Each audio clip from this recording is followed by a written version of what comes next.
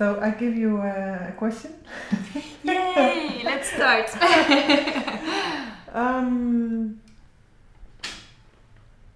This one. Okay.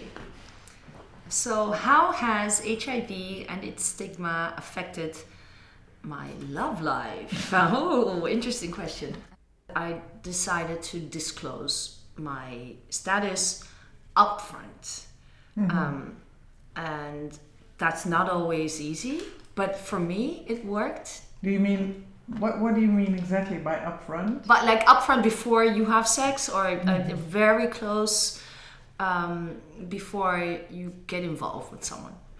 So sometimes, or even often on a first date or on a first evening of meeting someone. And I think the funny thing is I almost use that as even okay, don't get too close, like self-protection. Like if you're not going to be open to wanting to find out what that means for me and what that could mean for you, then you better walk away now. I think it really has been kind of like a self-protection. Like protecting you from the hurt? Yeah, from the disappointment and the fear probably of the reaction, like getting involved with someone and then opening your feelings to getting closer and really getting your hopes up that this might work, and then still having this huge load of how to tell, when to tell, and then the fear of the rejection.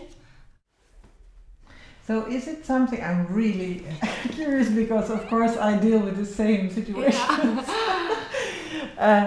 Is it something you consciously decide up front?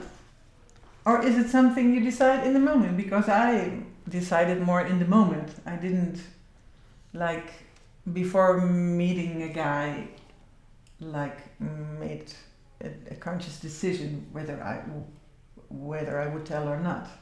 But to you made like a policy for yourself. Well, I'm curious about what you just said. But to answer your question, I have a policy because that gives me some kind of sense of safety.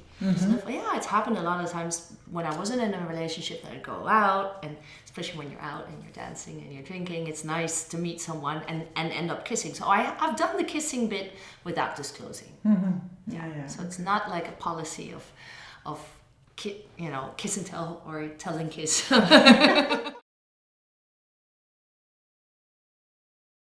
Has your approach of disclosing changed over the years?